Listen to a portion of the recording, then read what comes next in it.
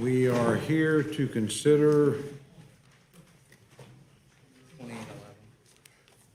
H.R. 2811, the Limit, Save, and Grow Act of 2023, and H.J. Resolution 39, disapproving the rules submitted by the Department of Commerce relating to procedures covering suspension of liquidation duties and estimated duties in accord with the Presidential Proclamation 10414.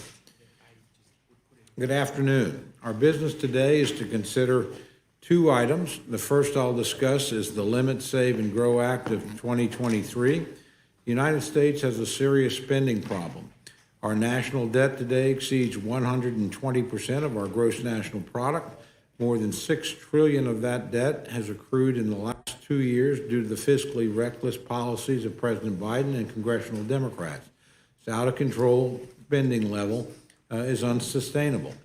Given that more than 3 in 4 Americans feel that the national debt should be addressed, you'd hope that the President and congressional Democrats would focus on this pressing issue.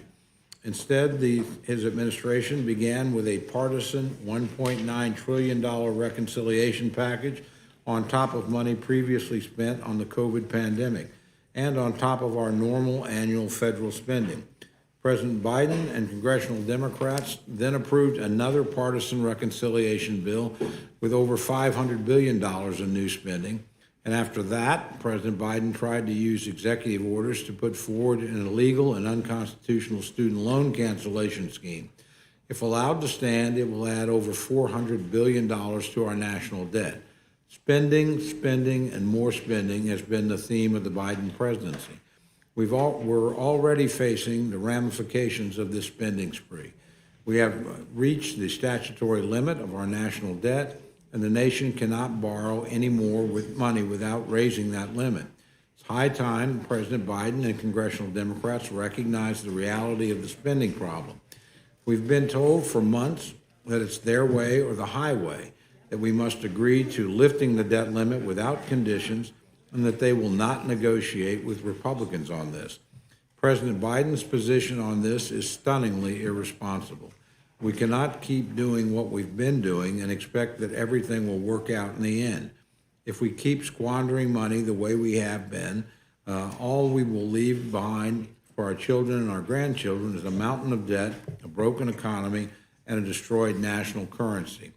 At least there are a few congressional Democrats that believe the president's position is untenable, urging the president to come to the table.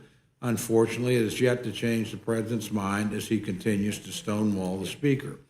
Doing nothing is simply not an option, which is why we've put forward the Limit, Save, and Grow Act as a way to responsibly raise the debt limit. This legislation will accomplish 3 goals.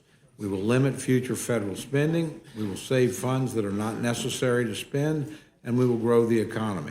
And having put the nation on a more sustainable fiscal path, we will raise the debt ceiling through next spring. I want to remind my friends in the minority that there have been many occasions in the past where significant fiscal reforms were enacted on a bipartisan basis in tandem with increasing the debt limit. I believe we will ultimately do that again. We will take action to increase the debt limit and avoid a national default, and we will pass important fiscal reforms into law to put us on a more sustainable course. But we cannot do that until President Biden and congressional Democrats stop derailing consensus. The House taking up and passing the Limit, Save, and Grow Act is an important step forward in this process. We can take another step forward when President Biden stops refusing to entertain any reforms and agrees to sit down with Speaker McCarthy at the negotiating table.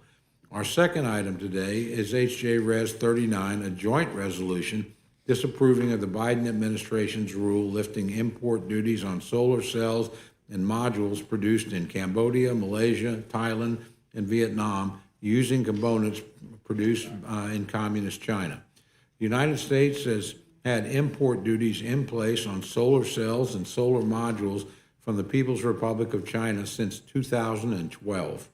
Those duties arose under U.S. anti-dumping and countervailing duty law and were imposed after a Department of Commerce investigation concluded that China was unfairly subsidizing their solar panel manufacturing industry. making it impossible for American manufacturers to compete. But rather than continue to hold Communist China accountable for their anti-competitive behavior, last year President Biden issued an executive order suspending these import duties. He placed green climate ideology above the best interests of the American people. Today's resolution will change that.